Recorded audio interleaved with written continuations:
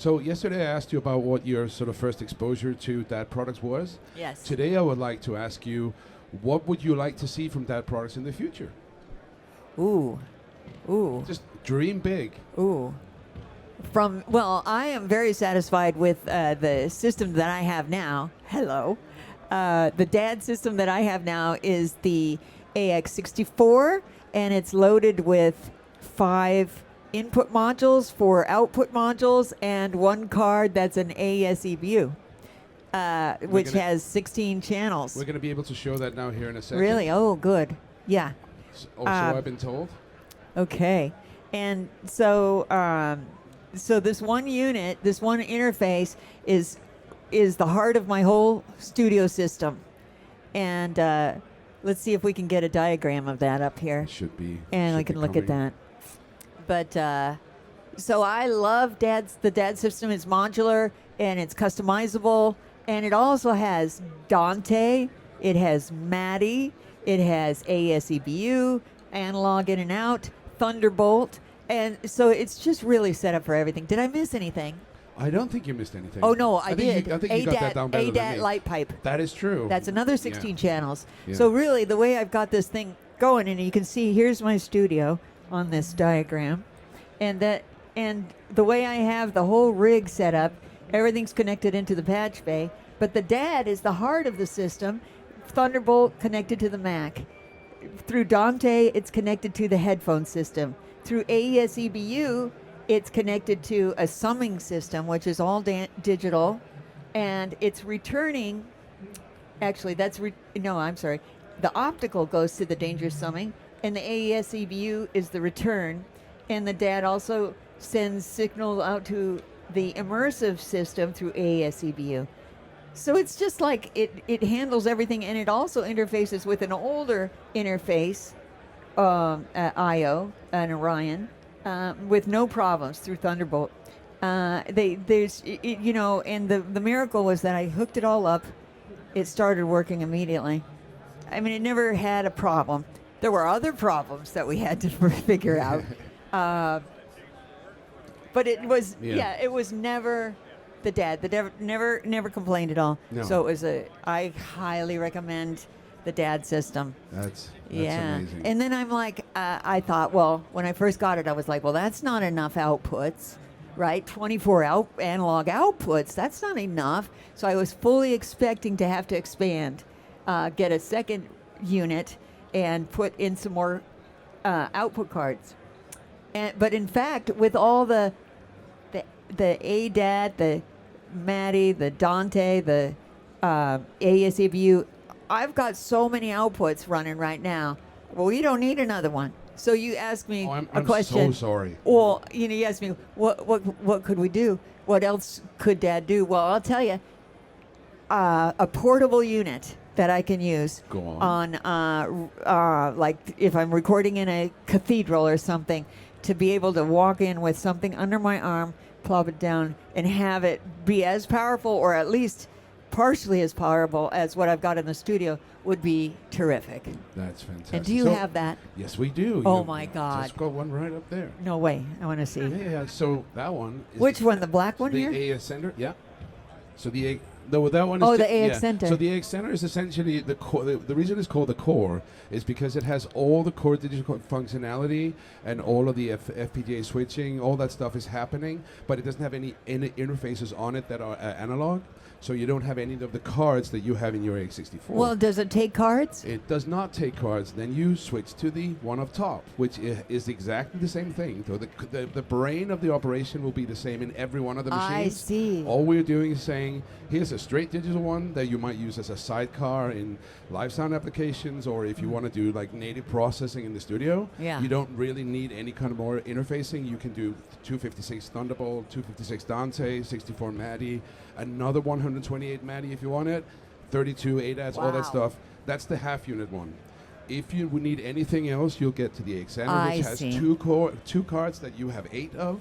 And then if you want the kind of functionality that you have, you'll get the X64, which is able to just input multiply everything, the amount, especially with the exactly. analog. Exactly. So this is a stereo output on that, or two outputs? Well, it's got two inputs, two stereo outputs, two of the high quality microphone preamps in, Great. two sets of headphones on separate buses, and that because of the way that the DAW software works, you're essentially able to configure that any way you want. So even if it's at the back says it's two monitor outputs, you can also make it an LRC or an LRC sub, whatever you want to do with that. If you put another audio output on it, you could make it an immersive output, or inputs you can get 8 mic preamps or 16 mic preamps. So it's kind of like for you to decide what you want to do. You'll have all the same functionality and all of the same power that you have in the X64. Wow. You just have less input, you have less analog input output options. Can I ask you some questions? Oh boy, Just for okay, me, I'm ready. just for I'm me. ready. Which record that you have been a part of, do you feel that everyone involved kind of converged at the most, the most creative, which is, I'm saying essentially, which is the thing that you remember, which is the most like everyone here just was going at 100 miles an hour? I have a very special project that I worked on with Rick Rubin producing, and I was engineering, and it was with Johnny Cash was the artist, with a backup band who was Tom Petty and the Heartbreakers. That was his backup lots of band. newcomers is what you're saying. Yeah, and then he also had Marty Stewart, who's a Nashville guy, and he had Carl Perkins come into the sessions, and we had Mick Fleetwood and Lindsey Buckingham and all these big 70s stars. And then everybody sat around. I had everybody mic'd up, and they had acoustic guitars and bass and such. And they just played live, and everyone was into it. It's like, here's how the song goes. And then, I'm recording, and anything could happen. And it was magic. Yeah. The right place at the right time. And everybody right locked. Everybody was locked into it, and everyone was just felt that thing. So it's a very special moment. That's what we all want. That's fantastic. That's what we're trying to do. Excellent.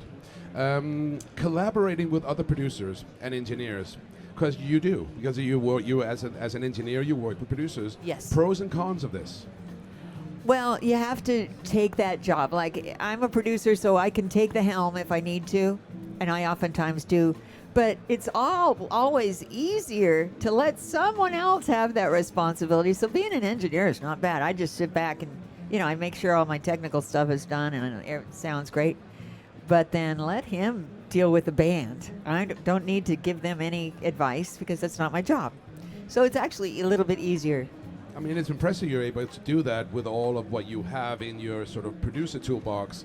So if you're in there thinking like, that's not what it's supposed to be. Oh yeah, you can't. No. But then I learned that I learned that from being an assistant in LA studios, is that, if you're not the primary on the session, you just sit in the back and shut up, because you're just going to get in the way, and you're going to get kicked out of the session. Yeah. So I've learned, to take that role really well, but I can step in if I'm needed. And then I think it was like when I was working with on Tool, that and sitting in on their sessions, their rehearsals, that as an engineer, I just was sitting there, and then I was like, well, they need help. They need help with it. I could be giving them advice about their arrangements and stuff. Whether or not they're going to listen, I don't know. But I just started being the producer at that point. It's like, okay, try this, try that. Why don't you do this? And, most of my ideas they thought sucked, but a few of them went through. And then I felt empowered, and then also realized that I had a place. And this was the right thing to do. Fantastic. So as a giant tool head, I have tried to come up with like the right question to ask about Undertow, but I'm going to turn it around and say, what is something that you wish that someone like me, who's a massive Tool fan, would know about that album that I don't? Oh, wow. Well, it depends. Now, if you got the CD, you have the CD. The original CD, if you pull apart the CD cover, there's a secret picture underneath that. It's a picture of a cow licking its ass. So you don't want to miss that. And there's a song on the. Here's another one. The song on Undertow called 4 Degrees Yes. is about ass fucking.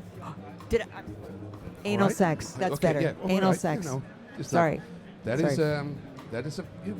Anal. Now I know that. I know. Now I figured that would be information that That you is might want to very know, interesting. but maybe not. All right, so this is a very, very. Sorry. Sorry. I probably shouldn't have said No, any of you're that. you're in the music business. You're all good. Okay, but Right. you know we don't know each other that well. It's fine, but you know, there's still time. I have a question from a mutual friend, which is, what is the correct length of garden hose when used in recording? Well, there's a very specific calculation to that, and because the length of the garden hose. Now, what he's talking about is if you want to build your own analog delay, audio delay, you take a garden hose, you put a mic on one end, and a little speaker on the other. Now you send your signal through that speaker. By the time it goes through the hose and gets to the microphone, there's a delay. And so that's like an analog, that's like a real-time analog delay. And you can time it by cutting off the hose. So cutting the length of hose to the time signature of the music is what you want to do. So it might take some experimentation, and you only get one chance, because if you make it too short, Gotta you do the whole know, thing you got to again. get another hose. And different hoses sound differently, and you know. Well, yeah, a little bit. What was that? Oh, Sears for hoses, I've been told. Ah. Well, I start with about a 12-foot hose and to start cutting it. Would that be 120 BPM? Oh, geez, I don't know what the calculation is, but if you find out, please let me know. Wouldn't that be great if you knew exactly what the length is? Somebody does. Some probably. Well, the Cooper Time Cube was very specific too. Yeah. All right. So a question here is from me, which is kind of in the technical, kind of in the joker, which is, can you really fix it in the mix? I say you can certainly try, but if you don't start off with a good recording, and really honestly, if you don't start off with a good song, you're not. You could have the best recording, you could have the best equipment, and you're not going to have a better song. So I think it starts with the song, actually, more importantly than anything. Absolutely good. So on the joker, what is the worst advice you have ever received or given in this business? You get to choose. Oftentimes, I suggest to people to try using filters in an in a circuit on the output of an amplifier. Okay, and here's what and this is really bad advice, so I'm going to give it to you now again. But you get a 1200 watt amplifier, solid state, it can't be tube. And then you take the speaker output of that, you put a speaker cable on the way to the speaker, but you take and split that speaker cable in two and cut one side. Now insert various things into that speaker cable. And now you're filtering the sound of whatever you're putting into that amp through whatever it is. I try vegetables, potatoes. Potatoes don't sound that great. Cheese, amazing. Cheese, Any particular kind of cheese? I'd say Gouda. Of course. Gouda's the best, and it's It because of the seems salt obvious, content. right? Salt content, and it's a nice overdrive. And then if you want to really get crazy, the same circuit, put a light bulb in there. But you have to crank the hell out of it because you need enough power to light up that light bulb. Pickles, you could put a pickle in there, and also you get audio through the pickle. It doesn't sound that great, but it lights up. The pickle lights up like a light bulb. It's crazy. So you can have a lot of fun with that, but it's bad advice because if you're not careful, you could get really hurt. So I suggest die if you're from a going to pickle. do experiments like this with electricity, that everything is unplugged from the wall while you're connecting it all together. And just be very careful. Plug it in the wall. Now do your experiment and unplug it again before you touch anything, because you start touching. If you touched a pickle while it was plugged into that amp, that's not good. Death by pickle is not really No. what you want in your obit. No, that would not be funny. Not a joke. Not a joke. Not So a don't joke. try this at home, boys and girls, at all, ever. No, you can certainly try it. Just be careful. Well, there's no plug-in on that. Not yet. Not yet. Well, early days. I'm going It's to ask. kind of gross. It's a little bit melty. Yeah. Yeah. I'll ask you one last thing, and I will let you go. Okay. And I would say thank you so much for everything that you've said and done, and thank you for the continued amazing cooperation that we have here, and we look forward to supporting you in the future as well. I love NTP already. I am going to ask I heard. you. Excuse Yeah, me. go. Yawn. Yeah. I heard that you do an EQ. I do an EQ. Well, NTP. Does NTP have an EQ? Well, the tradition of the old NTP had both dynamics, the 179, and then the EQ is called the 180. But you don't make these anymore. You know, my friend Howie Weinberg, the really Yes. famous mastering Master- engineer, he was raving about this. He loves that. So I just was interested. And so am I. But yeah, okay. Yeah, Okay. but Anyway. it's who knows what the future brings. Oh, Yeah, okay. I'm going to ask you the one last question, which is, what is the thing in the recording mixing process that you wish was unnecessary but you have to do all the time? It's like the laborious bits of it, the things where it's like, I wish I didn't have to do that. Well, when you got a good player, it makes it a lot easier, because one of those tedious things is editing drums, editing Amen. parts, tuning vocals. If you got a great player, then you don't need to do that. So it's tedious, but it's necessary. And boy, it's satisfying when you get through the session and you've done all the work. Yeah. And then you listen back and you go, wow. Yeah.